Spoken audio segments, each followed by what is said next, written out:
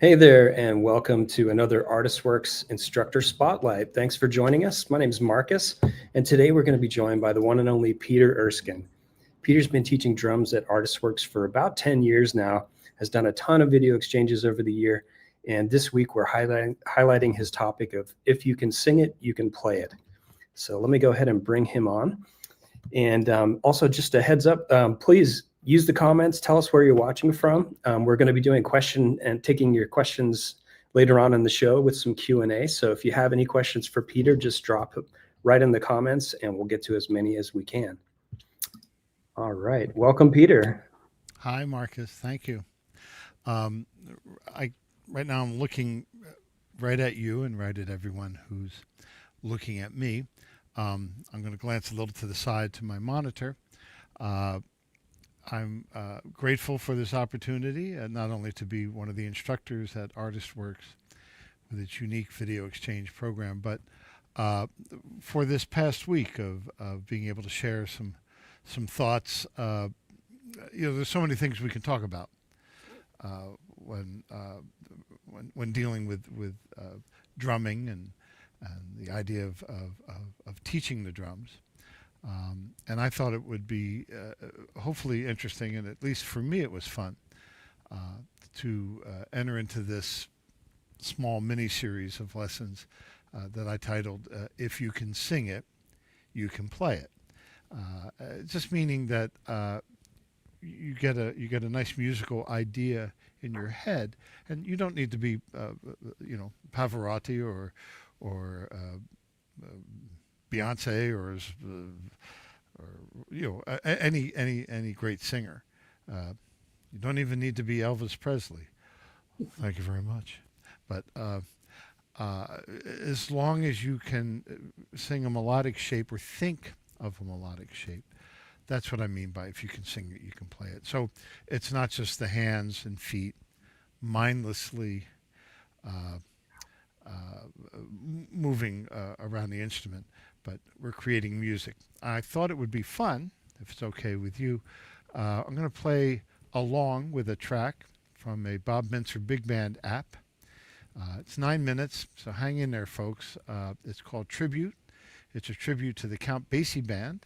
So there's a very specific drumming style, and I'll talk about that before jumping back into this whole if you can sing it, you can play it idea. Right. That good? All right, then I'm going to mute my voice mic and start the band. Here we go. 1, 2, 3.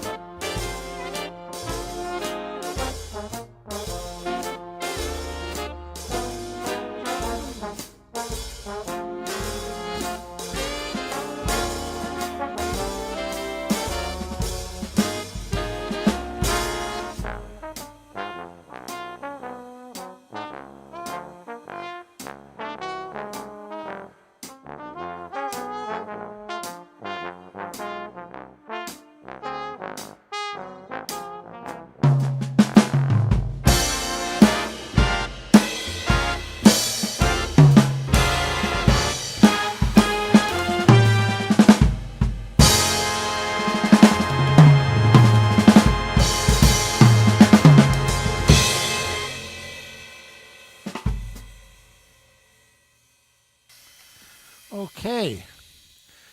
Well, that was fun for me. I hope it was fun for you. What does that have to do with if you can sing it, you can play it?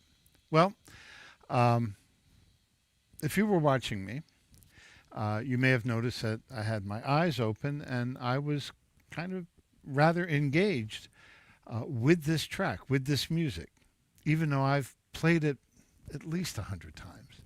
Um, I find something new every time, maybe in something I'm hearing or maybe in something I'm singing. So I'm singing the chart, which helps me feel really connected with the music.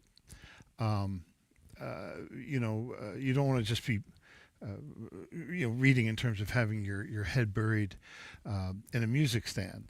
Uh, if I may bring up a student who spoke publicly about our lessons, and that was the great and legendary Neil Peart.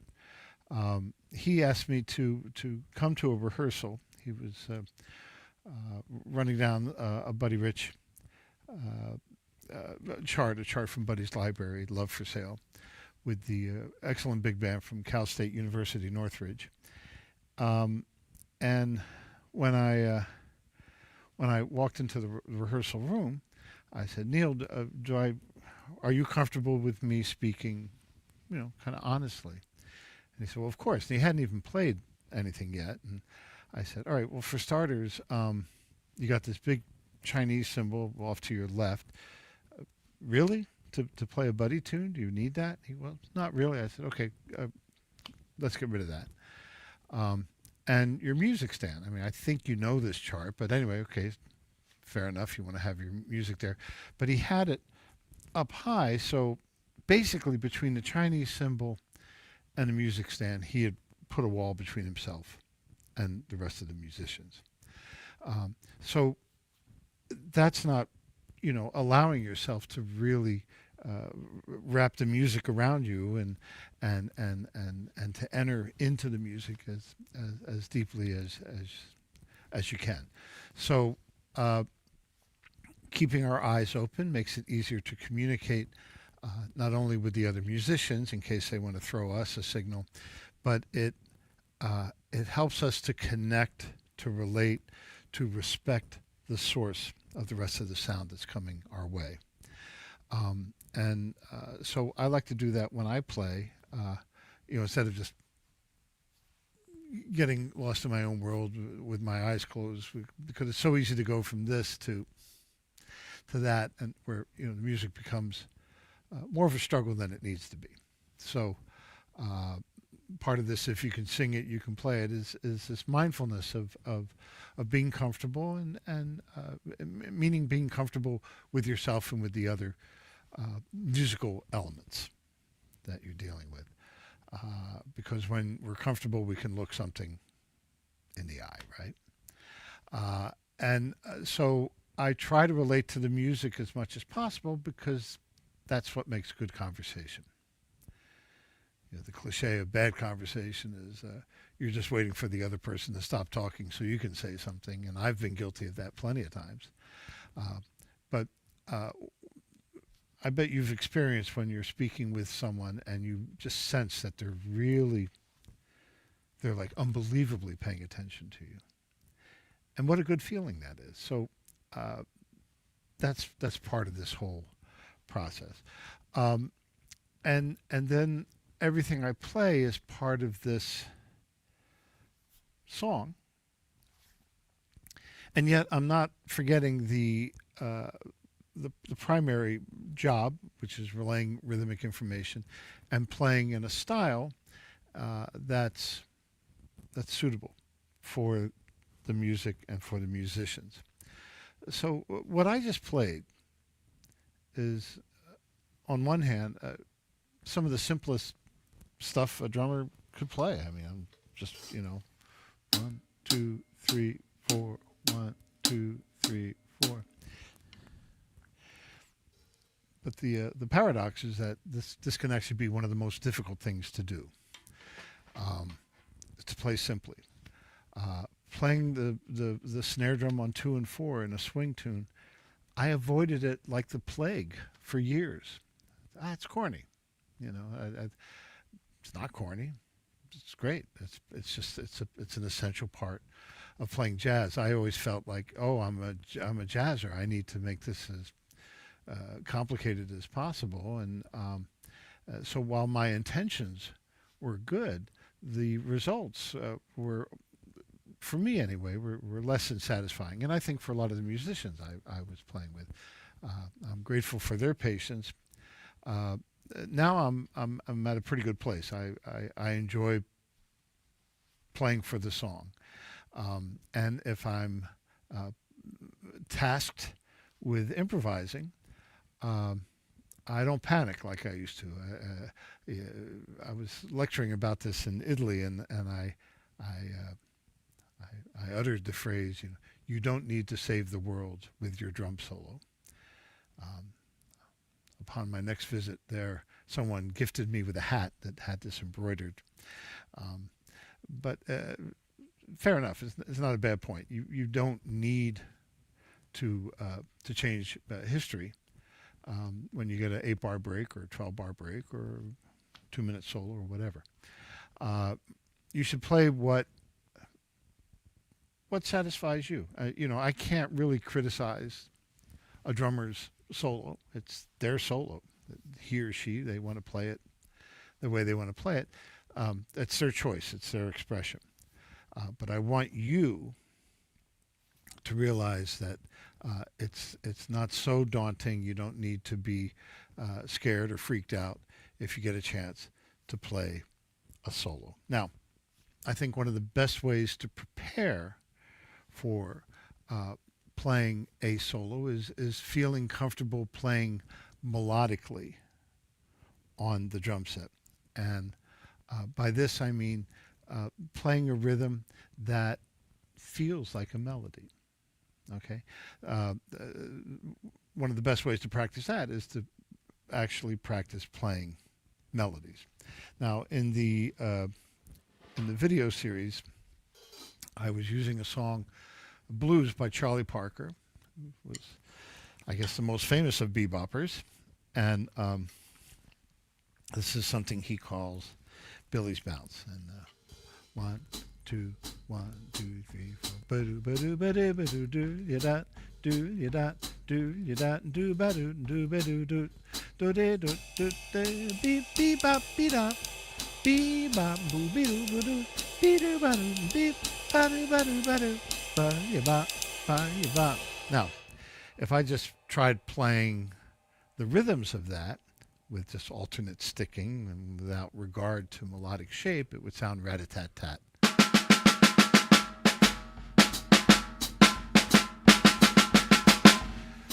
But let's look at these sticking suggestions and notice that the higher notes are generally played with my dominant hand, the right hand.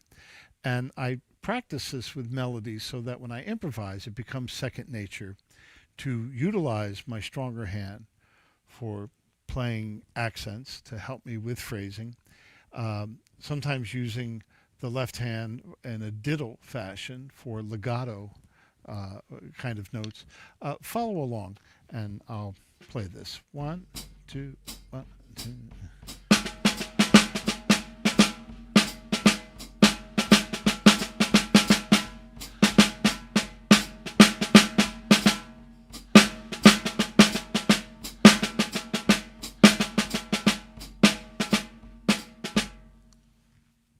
Okay, that's about as close as you're going to get on a snare drum to playing that melody. It suggests the shape, the accents create the shape of the melody and the ears, the mind's ear, excuse me. And that's just on one drum. So what happens if I decide to play it on the rest of the kit? I'm just going to bring my seat height up a little bit here. Here we go. 1, 2.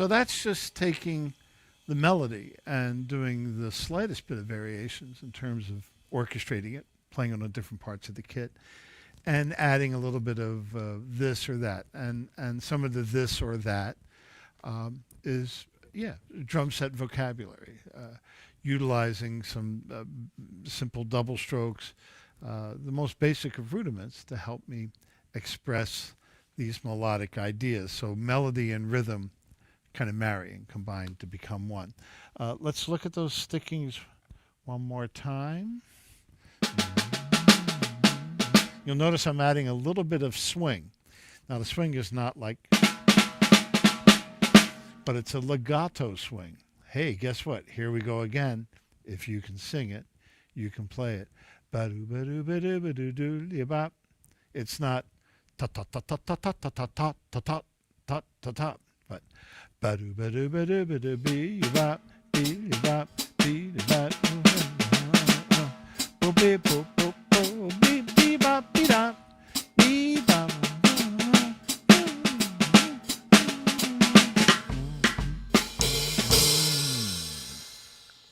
okay, so that's that song, right? That's Billy's Bounce.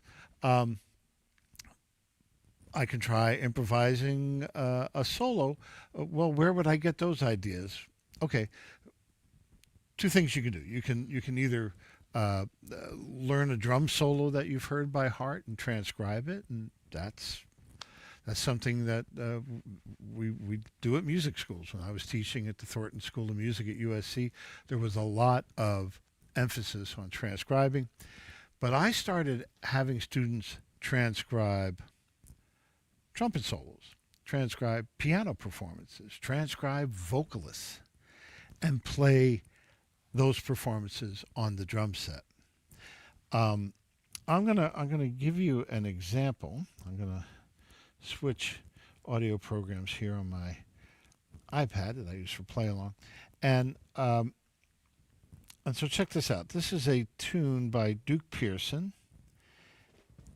That's the great Grady Tate.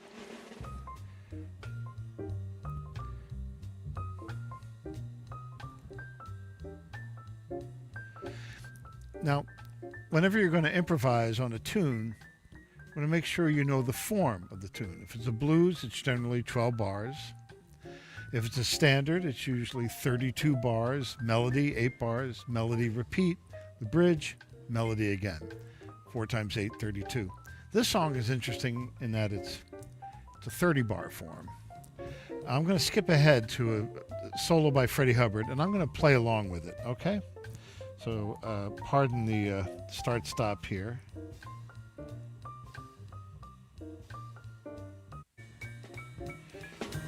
Okay.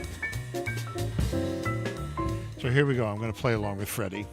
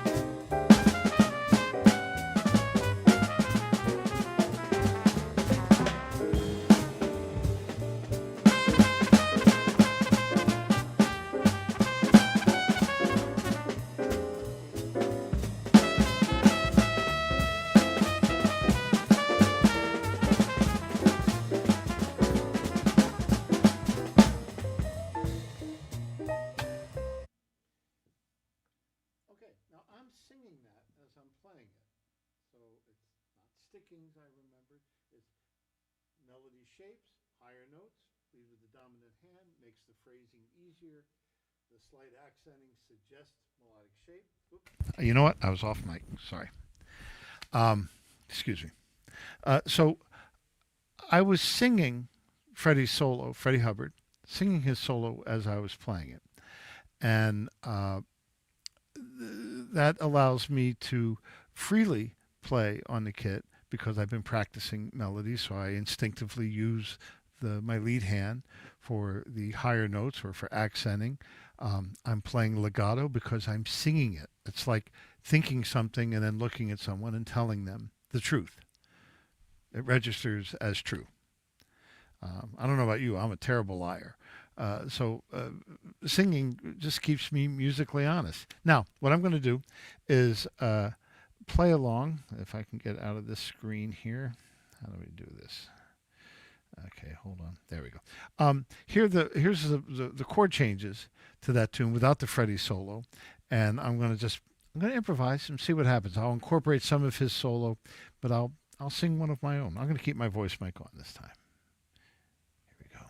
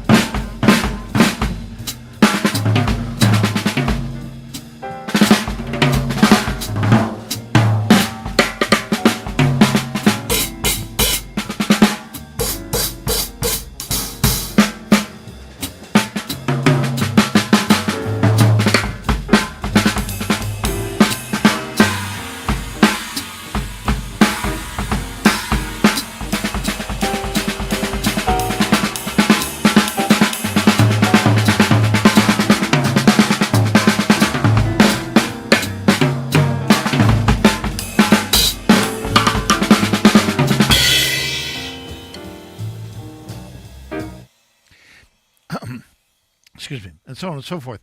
So soloing is not something to dread. It becomes fun. You're getting your chance to say something, and so by practicing melodies, that will lead you to being able to come up with some of your own variations, and start with a simple song form like a blues or a standard. It could be Take the A Train, any number of things to get you up and running with improvisation. So it's not just a matter of learned drum ideas or purely drumistic kinds of things. I also touched on back phrasing. I would encourage you to look at the to check out the lessons that we posted because that's a lot of fun. Again, all of it to say that there's no guesswork when you sing it. You're not struggling. You're not striving to do something that's out of your imagination. Your imagination is a wonderful place to be, and so I just want to encourage you to spend as much time there as possible, with your ears wide open, listening to the music. Try to get in the habit of keeping your eyes open and having fun. Having said all that, I'm going to invite Marcus back into the session here, and I'm going to click on comments. Oh, we got a few. Good. Now, Marcus, do you want to choose, pick and choose the questions, or should I look through here and go, I'm not hearing you. Okay, sorry. Yeah, I was muted. There you go. Yeah, so I've been pulling some of these out as we've been going. And for anybody that hasn't asked a question yet, feel free to just drop it in the comments and we'll get to a bunch of these. Yeah, let's start with this first one here. I'll put it up on the screen. Okay. Bossa Nova rhythms can be repetitive. I'm looking to give some interest and excitement to my bossa rhythms, especially when I see the audience attention starting to drift away. Any advice there? Okay. All right. I don't see your first name, but uh, uh, Mr. or Mrs. Lichtenberg, uh, assuming that is your last name, uh, my first question to you would be how much bossa nova, how much samba, how much of Brazilian music have you had the chance to listen to? There's just even a small sampling of drummers, some of the drummers that play on, let's say, the chronologically earlier recordings of bossa nova. They do a lot of very nice variations that are all in the style. You know, they're authentic. But let's just look at this just real quickly. I'll go to the front camera here. So Brazilian music. This is kind of a very quick version of this. We think of it in two, 1, 2, 1, 2, with the accent not on the downbeat, but on the second half of the bar.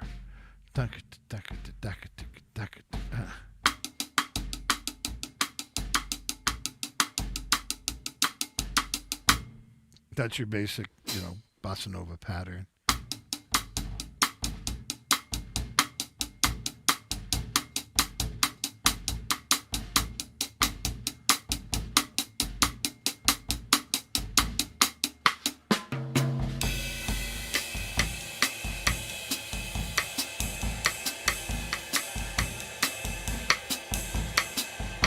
So by pattern, I'm answering your question just by changing what the left hand is doing, the cross stick.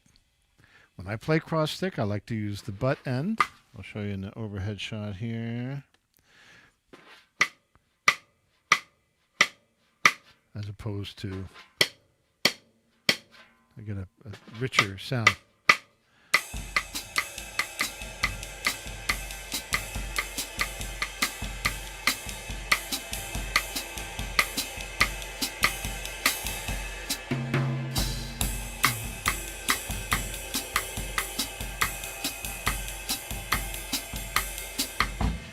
So I'll also say that one way to think of this is not like, if I don't play variations, this is boring. But how can I add intention to what I'm playing that makes it compelling? So this would be the point in our private lesson where I'd probably turn on some performances of a couple of well-known Shakespeare monologues. And when you start to pay attention to the intention of the actor, how they're bringing the words to life. It goes from being, to be or not to be, yawn, yawn, boring, boring, to, wow, what this person is talking about, I can relate to it. This has a lot of meaning. This is some wow, this is strong stuff.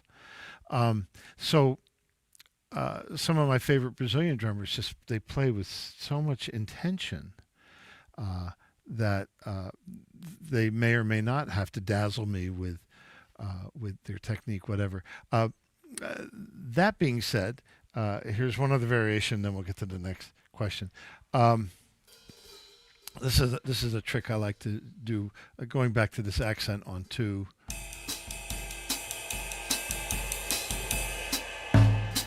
So I'm adding the floor tom on the back half of the bar.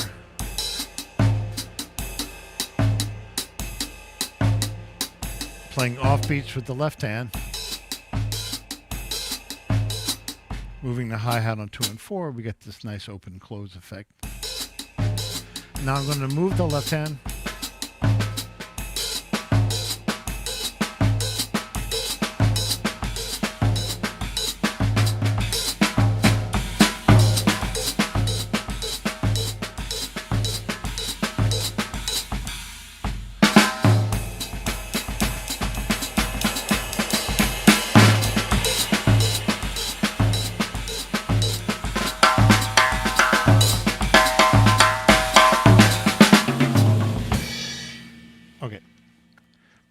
I'm not Brazilian. I make no claims to be Brazilian, but I love the music. I love listening to it.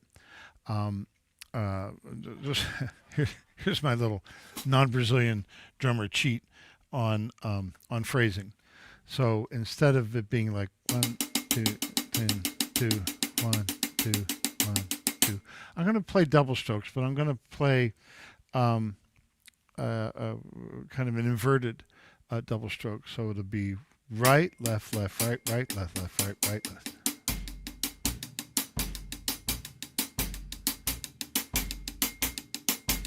Now the left hand got enough sleep and is behaving, and he plays right in time.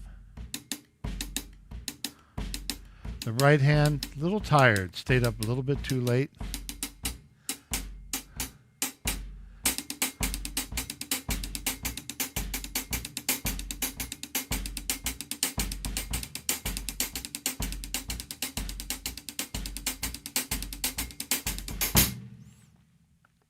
That's kind of a fun Brazilian cheat. Okay, next question. All right. Next question. Put this up here on the screen. It's from John. Thanks for doing this, Peter. I saw you on 2 gigs that were very different from each other. One was Diana Krall, the other was Yellow Jackets. Can you enlighten us as to how you approached and prepared? Well, preparing is always important. You know, doing your homework. I think listening to the music of the artist or the band you'll be playing with really helps. So you're confident that you're speaking the same musical, not only language but dialect. Let's say. When I prepared for Steely Dan, the drum beats for that were relatively simple. You know, they sent me a cassette filled with tunes, and I transcribed because I was no Steely Dan drum beat expert, and I was pleasantly surprised to discover that most of the beats were simple and variations of one another, not all that different. But I realized that the most important part of that gig was not going to be when we played Madison Square Garden or even when we were on the David Letterman show, but it would be the first 2 bars of the first rehearsal. Could I demonstrate, could I convey ownership of the tempo, ownership of the beat, like the driver of a bus? Everybody sit back, get comfortable. You don't have to worry as far as us getting to where we're going safely. And so I practiced these simple beats over and over at every conceivable tempo. And I kept a practice diary to keep track of that, because we're all expert at some tempos and really bad at other tempos. And not all beats work at all tempos, but sometimes it's our job to make a beat work at whatever tempo, particularly a vocalist wants. You know, because the singer, and in that sense, you mentioned Diana Krall, the singer's always right. You know, they have to deal with words. And so whatever tempo a vocalist wants, or a band with singers, it's our job to be able to make that happen. Going in and out of focus here, sorry. That's how I prepare. I listen to the music, and if I feel like I'm not the right person for the job, I'll let somebody know. I've turned down work, and I'm grateful to be in a position where I can do that. You know, sometimes it hurt, but it was like, I'm not the best person for this job, and that's life. You know, I mean, realizing that there are some drummers who have the skill sets that are better suited for certain gigs. I grew up wanting to be every drummer for every kind of music, and finally realized that that's not practical, or certainly not possible. So I think listening is always the answer for most of these questions. Next question. All right. This one's from Dennis. He goes, "Hi, Peter. Just getting started on drums and only have a snare, a tom, and a foot pedal so far. Would I benefit from your class with this gear, or should I wait until I have a full set?" All right. That's kind of a all or nothing at all question.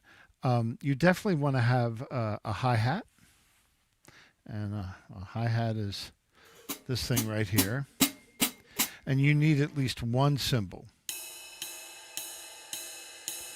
So bass drum, snare drum, hi-hat, cymbal.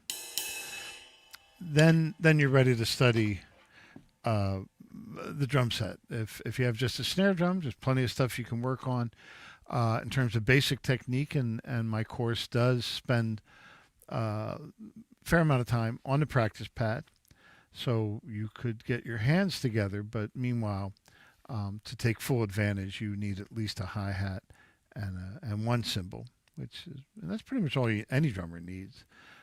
But if you want to play drum set, I'd recommend that you do whatever you can to get yourself a hi-hat, bass drum, snare drum, and ride cymbal. All right, great. Here's one from Fabio. Hi, Peter. A question from Brazil. To sing and play the melody sounds really great. Many cultures try to use this method, like people in India. How did you start to think like this? Well, I'm not an expert, certainly in Indian music. I've always enjoyed listening to it. I know that a lot of the syllables with many different Indian musical disciplines, the syllables convey certain rhythms or rhythmic combinations. So, in a sense, the singing there is a bit more imbued. It's more rich with meaning than just a melody. I, but when I was growing up, we didn't have Walkman or we didn't have these little headphones and AirPods and all this kind of stuff. So I would sing my favorite records from the time I started walking to school until I got to school. Sometimes I played a game of trying to memorize pitches. Could I memorize C? Could I memorize C sharp? And I would sing them until I got all the way home, and then would test myself on the piano. I didn't have perfect pitch, but I developed a pretty good sense of relative pitch and pitch memory just by playing that game with myself. And I would sing records. I would sing all the polyphony. I could hear all this stuff going on, and that gave me I think a better musical memory than I might otherwise have had. So I can't speak to Indian traditions, but for as long as I remember, I've always enjoyed singing the music, and so for soloing, this isn't my idea. I mean, Max Roach was one of the first great proponents of melodic drumming, and then it was Joe Morello who took that into the realm of take five and 5/4, even though Max Roach was also dabbling in odd time signatures. But take five became a very big hit. And that was an instance of a drum solo. It was super melodic. Cozy Cole, Gene Krupa, Art Blakey, even though he was a very powerful drummer, the ideas had a very simple kind of melodic beauty to them. Buddy Rich played in beautiful melodic shapes, but his drumming, I think it would be fair to categorize it as being more snare centric, and it's dazzling. I mean,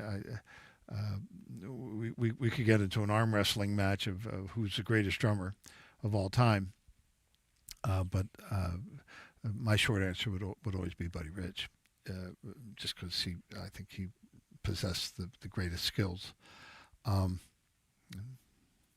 Vinny Colaiuta's amazing.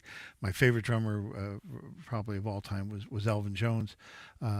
Also Mel Lewis. So these right there, four very different drummers. So luckily, we don't have to choose just one. We can enjoy the music that all of them make. Very nice. All right, here's one from Milt. You've emphasized that great musicians have the ability to listen. How has your own approach to using space evolved over your career? And how do you encourage drummers to overcome the urge to overplay? Um, Look, the drums are fun, and when we're young, um, you know, most most guys at least don't have posters with poems on the walls of their room. They've got pictures of fast cars or who knows what. But um, speed is a part of this instrument. Um, I think what really helped me focus my energies in a way that I found rewarding. Because number one, I knew that I had good intentions. I mentioned this expression earlier, good intentions, but I wasn't happy with the results. I didn't like what I was hearing, and I realized I was fighting the instrument. So, um, you can see this setup. Everything's fairly horizontal. Everything's within easy reach. Tone. It's all about tone. For me, good time feel is about tone. So I get a good sound. That sound then uh, carries from one beat to the next, and it's not like oh, I have to do more to make up for this terrible sound I'm producing here. Everything kind of.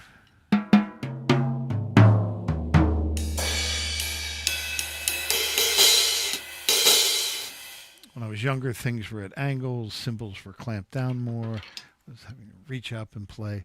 So that was part of my youthful energy, and it had its place. Uh, but I think the music began to flow better once I physically could flow more easily around the drum setup. So that's where things started changing, and I would say this was really the second half of my drumming life, maybe during the '90s or so. I was very busy, and I made some pretty good records. But a lot of those, if I see video of that time, I was still kind of fighting the instrument a bit. Um, just only very recently do I feel that I've learned to kind of relax enough to really get a good sound, and I'm still working on it. That's great. Cool. Well, we got a question here from, I'm not quite sure how to pronounce your name, Sakin, I think, asking about an easy way to start to learn to sing. Sakin says, I can't sing at all. Is there an easy way to start to learn it? Or perhaps in the context of this, what would you recommend for someone to jump in? No, singing in your imagination,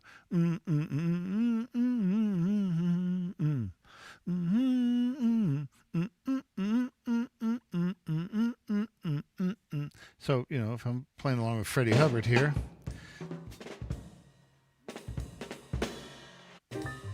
hang on.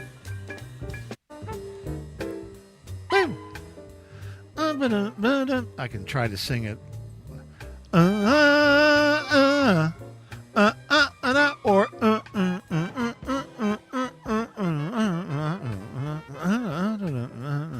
so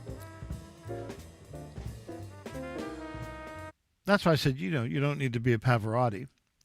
He was a famous opera singer, or whoever Mick Jagger or whoever your favorite singer is.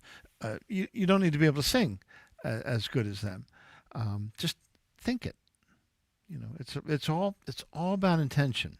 It's all about what you mean it to sound like. So I would say, singing, you definitely it's going to come out choppy, but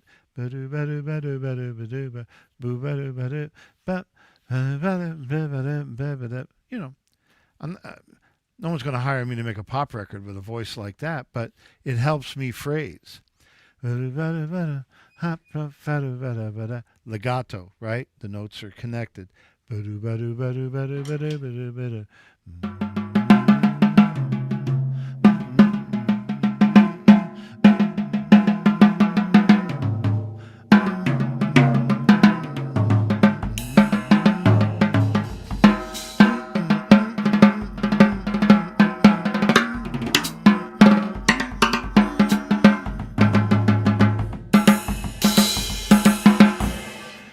So it's a way to enhance and extend your your thought process, your imagination, because once you start, you're just like you're dancing, I'm not a good dancer, but now I feel like I can dance because I'm singing. If I'm thinking about, wow, I'm not a good dancer and I'm afraid that people are going to look at me like I'm the biggest dork on the dancing floor. Well, I'm gonna get out there and, well, I'm not good. But if I'm like boo ba hip hip bop ba bip hop hoop hip bop boo bop boop, doesn't matter. I'm in the song, man. I'm having fun. That's what all this is about. To have fun. Next question. Love that. And I think that's maybe the best note to go out on here. Wow. Fantastic, Peter. I really thank you so much for your time today. And I wanted to leave a little bit of time to ask if you might play a little bit more for us before we call it. Oh, sure. I'll pull up another. Okay, let's take a quick poll. Whoever wants to answer first. Want me to do a play along with the Mincer Big Band or just improvise something? And sorry we didn't get the brushes, but well, I could play a brush solo. Would you all like that? Ooh, that sounds great. Great. It's not a big finish, but hopefully a musical one. Okay. So I'm going to go to the overhead cam here, and I'm going to keep the voice mic on, just so you can see what I'm doing. So, brush playing. We used to teach it with all these complicated swirls and diagrams and patterns. But for me now, I think the easiest way to understand it is that brush playing is the ability to dead stick. So traditional drumming, we rebound, right?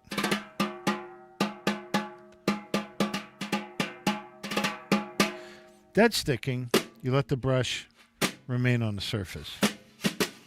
So when I play brushes, one brush or the other is always on the head.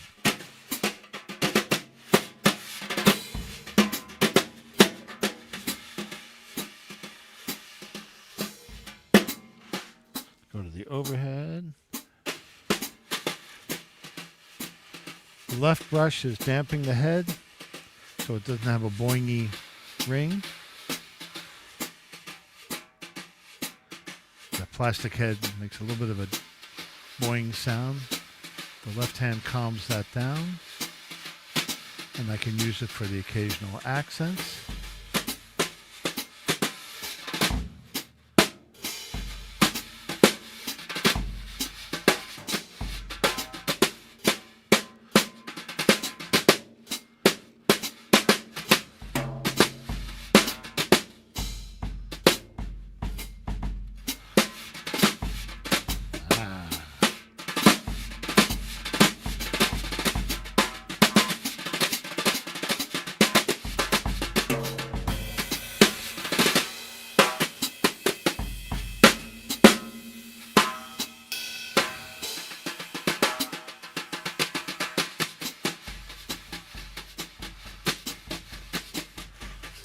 Uh-oh, Bossa Nova alert.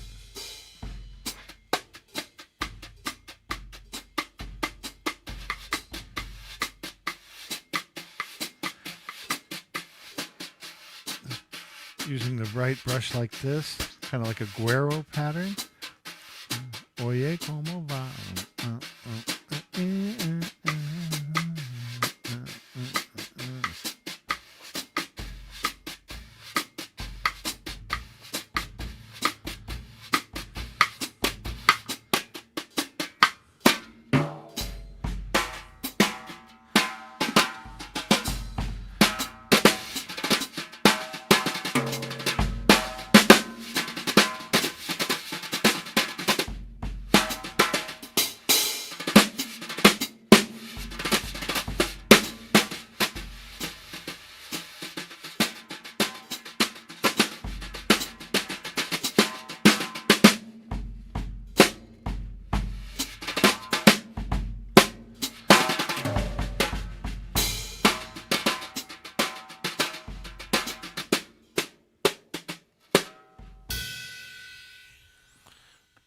Okay, folks, I'm gonna hopefully I didn't bore you too much, and I want to thank you all for your kind attention. And Marcus, thank you and everyone at ArtistWorks for giving me this platform. Thank you, Peter. And the lessons, are they still up? Lessons 1 through 5? Oh yeah, there's a few more than 5 too. Yeah. So anyone unfamiliar? No. I mean the ones I did Oh this week. yes. So if you missed those are all on the ArtistWorks YouTube channel, and you can see Okay, those. that's right there. This live stream will remain on the ArtistWorks YouTube channel too. So if you want to watch this again later or go back and rewatch any parts of it, it'll live there for you. The topics for the 5 days, just in case you missed them, were playing memorably, suggesting a melody, listening and improvising, back phrasing, and practicing at different tempos. Good. I'm going to watch this. You know why? Not because I enjoy looking at myself, but because I can learn from the presentation, and that'll hopefully make my next one even better. And folks, I see some of your comments. They all look very nice, and so thank you. Yeah, thank you everyone for tuning in, and thanks again to you, Peter, for your time today. Really appreciate it. Check out Peter Erskine at artistworks.com. Thanks a lot, everybody. Take care.